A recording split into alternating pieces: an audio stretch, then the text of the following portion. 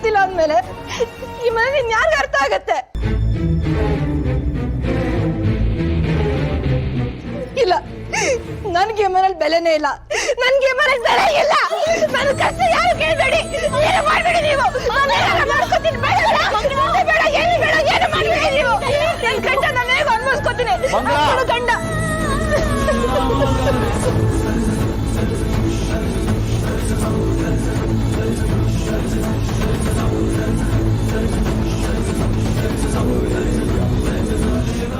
ಏನಮ್ಮ ಇದು ಹೀಗೆ ವರ್ತಿಸ್ತಾ ಇದೆಯಾ?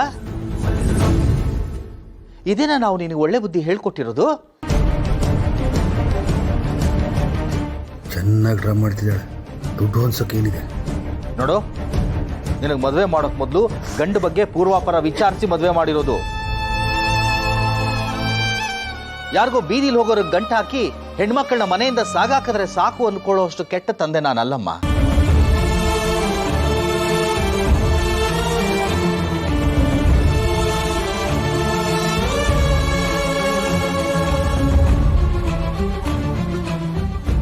ಅಳಿಯಂದ್ರ ಕರ್ಸು, ಅವ್ರ ಜೊತೆ ಮಾತಾಡಿ ಆಮೇಲೆ ಏನ್ ಮಾಡ್ಬೇಕು ಅಂತ ನಾನು ಯೋಚನೆ ಮಾಡ್ತೀನಿ. ಅಂದ್ರೆ ನನ್ ಕೈಗೆ ದುಡ್ಡು ಕೊಡಲ್ವಾ? ಹೇಳದ್ನಲ್ಲ, ಅಳಿಯಂದ್ರು ಬರ್ಲಿ. ಅಪ್ಪ, ಇದಕ್ಕೆಲ್ಲ ಕಾರಣ ನೀನ್ ಅಳಿಯನೆ. ನಾನು ಇಲ್ಲಿ ಬಂದು ದುಡ್ಡು ಕೇಳ್ತಿರೋದು ಅವರಿಂದಾನೆ. ನಾನು ಈಗೆಲ್ಲ ಮಾಡ್ತಿರೋದು ಅವರಿಂದಾನೆ. ಈಗ ನೀನ್ ಮತ್ತೆ ಅವ್ರನ್ನ ಕರ್ಕೊಬ ಅಂತ ಹೇಳ್ತಾ ಇದ್ಯಾ. ಮತ್ತೆ ನಾನು ಕೇಳಿದ್ರೆ ಮತ್ತೆ ನನಗೆ ಹೊಡಿತಾರೆ.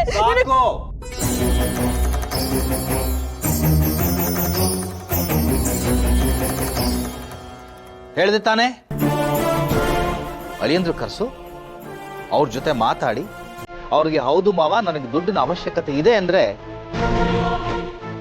ಅವ್ರ ಕೈಗೆ ನಾನು ದುಡ್ಡು ಕೊಡ್ತೀನಿ.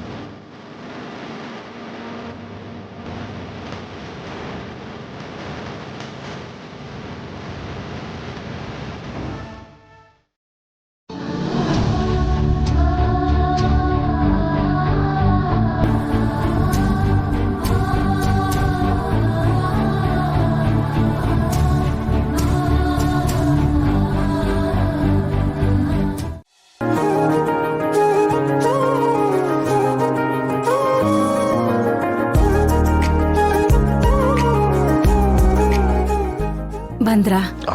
ಮಜ್ಜಿಗೆ ರೆಡಿ.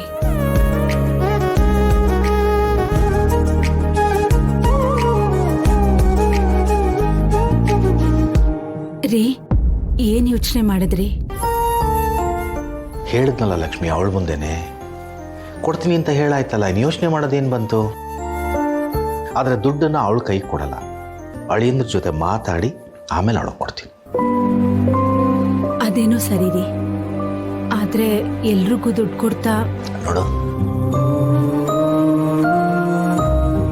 ಮನೆ ಕಟ್ಟಿದ್ರು ಮಕ್ಕಳಿಗೆ ಕೊಡ್ತಿದ್ದೋ, ಅದ್ರ ಬದಲು ದುಡ್ಡು ಕೊಡ್ತಿದ್ದೀವಿ ಅಂತ ಅನ್ಕೊಂಬಿಡ.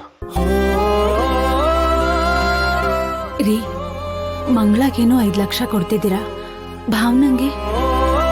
ಅವಳಿಗೂ ಕೊಡ್ಬೇಕು ಲಕ್ಷ್ಮಿ. ಭಾವನನ್ ಮದ್ವೆನ ನಾವು ಅನ್ಕೊಂಡಂಗಂತೂ ಮಾಡಕ್ಕಾಗ್ಲಿಲ್ಲ, 1 ಪೈಸಾ ಖರ್ಚು ಮಾಡ್ಲಿಲ್ಲ. ಅವಳು ಕೊಡ್ಬೇಕಲ್ವಾ?